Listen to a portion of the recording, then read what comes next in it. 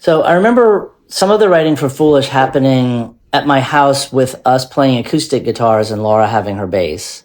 If you're plugged into your amps and the amps are loud and you have to be loud enough in a practice space to like play over the drums or whatever, it's just going to be a certain thing, you know? So having time to write on acoustic guitars, even though we knew we weren't going to be recording the songs with acoustic guitar, being able to write a little bit that way and make demos on a 4-track that way, I think really allowed us to hear what the songs could be in a different way. And so while there are songs on the record that, you know, could be on the Mouth or any other record in terms of there being loud rock guitars and, you know, punky kind of songs, the songs that were the most striking, and that's why we, you know, for instance, put Like a Fool first on the record, because it's going to make you, even if you already like Superchunk or like the other records, it's still going to make you like notice like something is different, you know. And a lot of that is like, that's another song I think that was written on acoustic guitar, and just the clean guitar sound alone when the record starts, I think is probably something that people weren't expecting.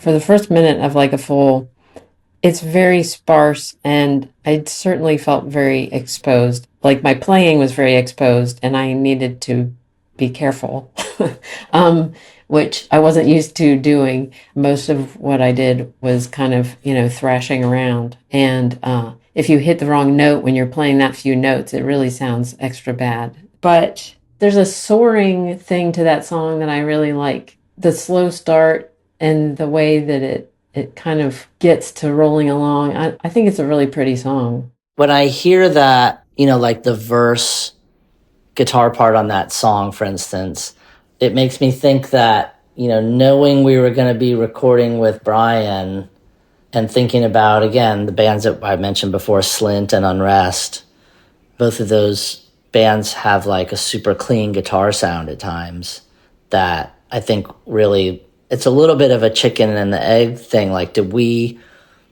write these songs with a clean guitar sound in mind because we knew that Brian could capture that and still make it sound powerful? Or did we write them and then choose Brian? You know what I'm saying? Like, it's hard to know, like, if we were writing with Paulson in mind even, and knowing that we were going to record that way, or were we just writing songs like this and then realized that he would be the perfect person to capture them, you know? I mean, those songs probably came out of the fact that we were just standing there looking at one another thinking, I don't want to play loudly right now because I'm, you know, my ears are fried. And somebody probably just, you know, started strumming a couple chords, and then it's simple as that. I mean, it's just, and all of a sudden you have like a couple parts that you arrange into a song, and then 30 years later, you're talking about it. But I mean, in the moment, it was probably something just as prosaic as just like being like needing a break from the distortion pedal. I do remember like thinking like, oh, this is really slow.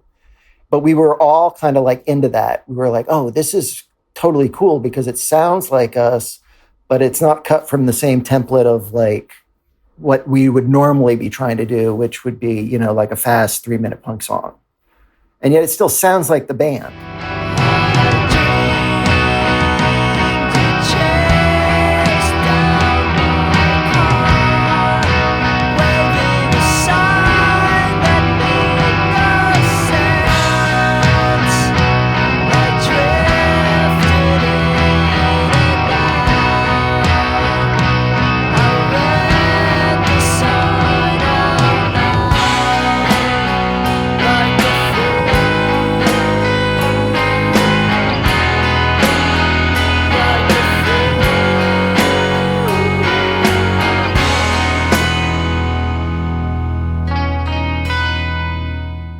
A lot of my lyrics, even to this day, come from like memories of dreams, and odd images, or because rarely do I remember a dream and it just makes sense as like a plot line or something, but it's more, images or flashes or something like that.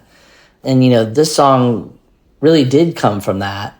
But I think that if you just write a song that's like about some indecipherable dream and you don't offer any sort of way in for a listener, like a reference point or something that feels tangible, then that's maybe harder to get into as a listener, harder to connect with. And I think that, you want your music to connect in some level. So I think sometimes it's like taking an image from a dream that you don't really know what it means, and then trying to imagine a context for it and build a context around that. I mean, I think it has to have an effect, whatever you're going through, you know what I mean? But I never have felt like a tortured artist or anything, And again, I think that a lot of times, like, you're taking a very small thing and then making a song out of it makes anything feel like, oh, that must have been a big deal, that song. They made a whole song about this. But a lot of times, like, it's literally, a feeling you had for an hour or a day or something that was strong enough to make you write something down or like come up with a thought about it or an analogy about it or a verse about it or something. But once you make a song about it and you put it on a record, I think that it gives the impression that, like, holy shit, like, that must have been a huge, like, year out of that person's life, but it's not necessarily that. I didn't really listen that closely to, the lyrics. Could never hear them when we were practicing, mostly because they weren't written while we were like coming up with the arrangements. And then by the time we were recording them, it'd be like, oh, they're not super specific, but you could tell that they were definitely, personal and heartfelt.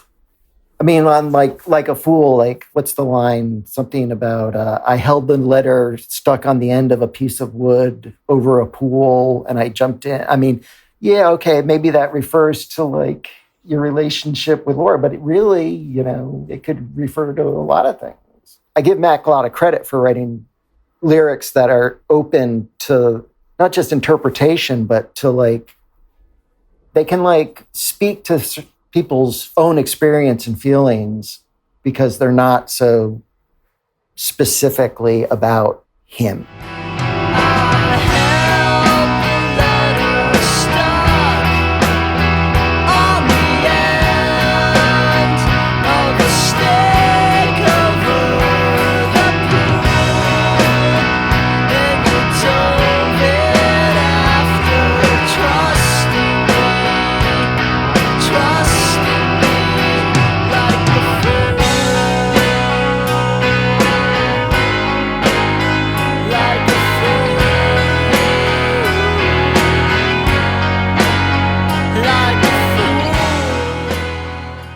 I feel like during that time I was drinking a lot, and I had also started seeing a therapist.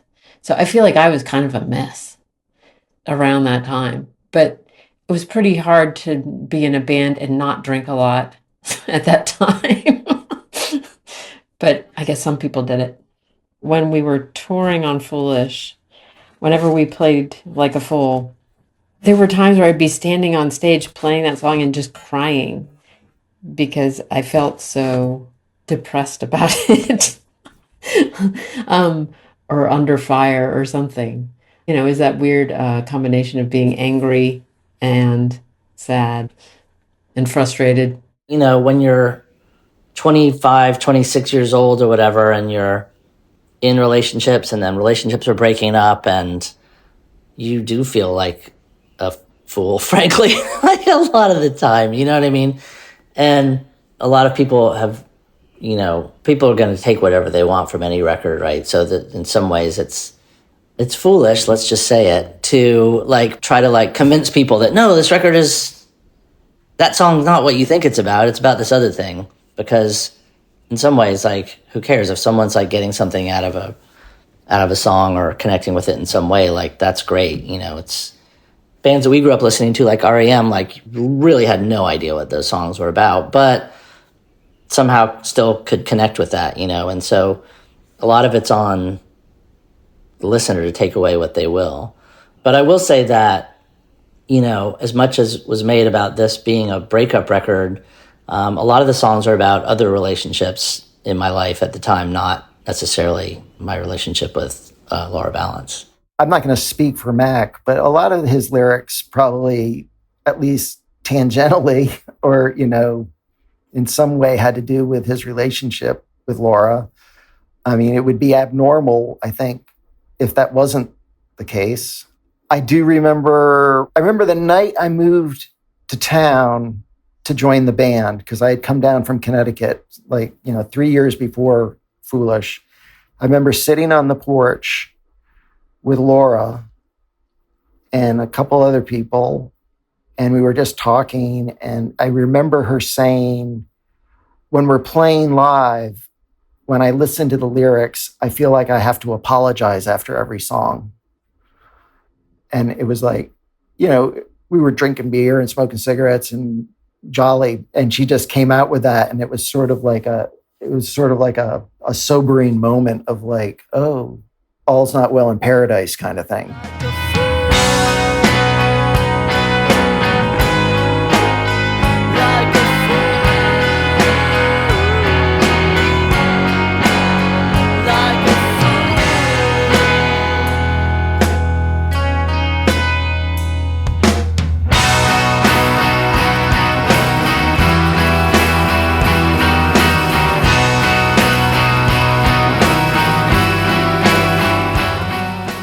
Examining lyrics from records that you make in your 20s is painful because they're so young. They're so kind of like not super self-reflective.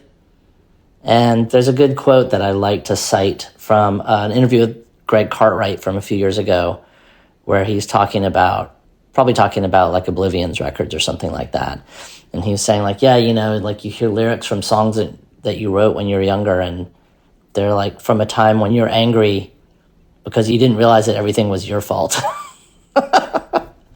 So it's definitely have that feeling listening to, records that we made in the early 90s.